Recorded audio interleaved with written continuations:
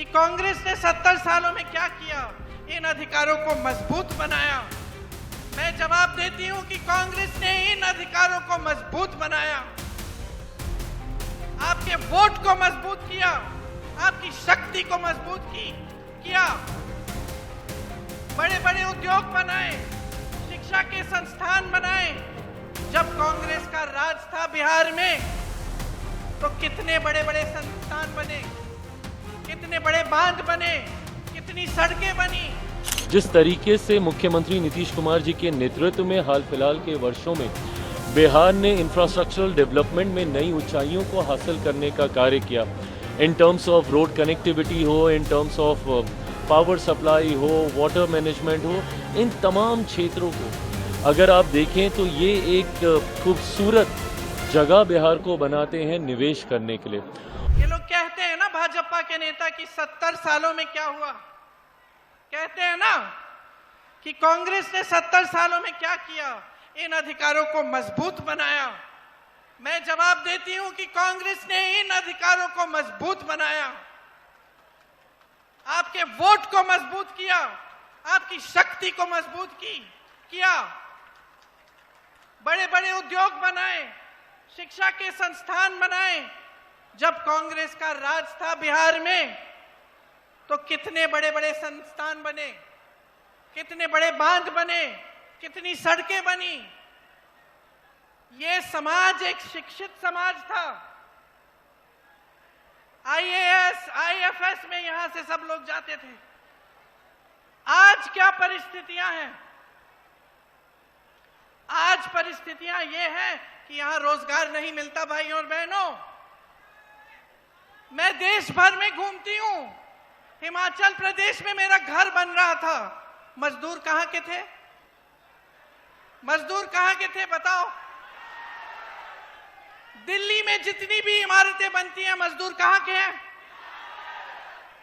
South में मैं केरल से आई हूं।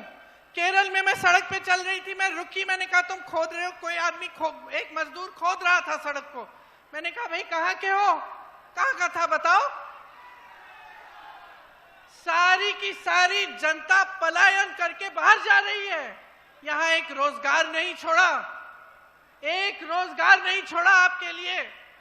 ऐसे में कल जितनी भी कंपनीज ने निवेश किया उनसे भी मैंने पूछा कि आप लोग कितना बिहार में निवेश कर रहे हैं। उसमें से एक एमओयू जो हम लोगों ने साइन किया 26,000 करोड़ का, उसमें से 4,000 करोड़ बिहार में आ रहे हैं। ऐसे ही अलग अलग जो हम लोगों ने एमओयू साइन किए हैं उसके भी धीरे धीरे आंकड़े मैं साझा करूंगा।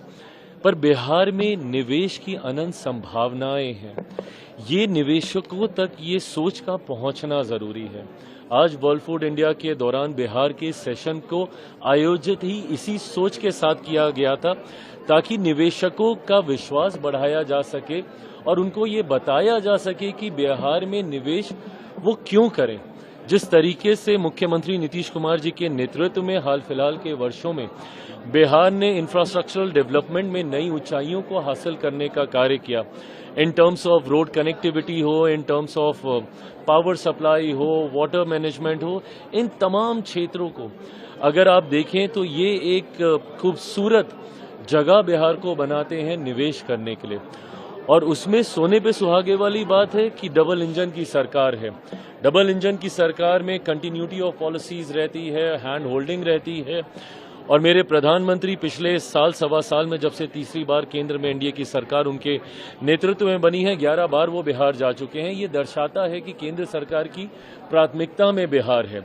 ऐसे में प्रधानमंत्री नरेंद्र मोदी जी और मुख्यमंत्री नीतीश कुमार जी के साझा प्रयास से बिहार में वो व्यवस्था तैयार हुई है जो कि निवेशकों के लिए मुझे लगता है गोल्डन अपॉर्चुनिटी के तौर पर है और इसका लाभ निवेशकों को जरूर लेना चाहिए। और आज इस सेशन के माध्यम से अपनी यही सोच तमाम इन्वेस्टर्स तक पहुंचाने के लिए हम लोगों ने बिहार सेशन का आयोजन किया कि पुनः एक बार फिर बिहार में एनडीए की सरकार आएगी। और ये अगले 5 साल, क्योंकि केंद्र में भी अभी नई एनडीए की सरकार चुनी है, और अगले 5 साल जब बिहार में भी एनडीए की सरकार रहेगी तो वो हैंड एंड ग्लव्स की तरह मिलकर हम लोग कार्य करेंगे। नीतीश जी के नेतृत्व में ही होगा विकास। बिल्कुल, मुख्यमंत्री नीतीश कुमार जी के नेतृत्व में हम लोग चुनाव लड़ रहे हैं और उन्हीं के नेतृत्व में अगले 5 साल बिहार को विकास की राह पर गति मिलेगी।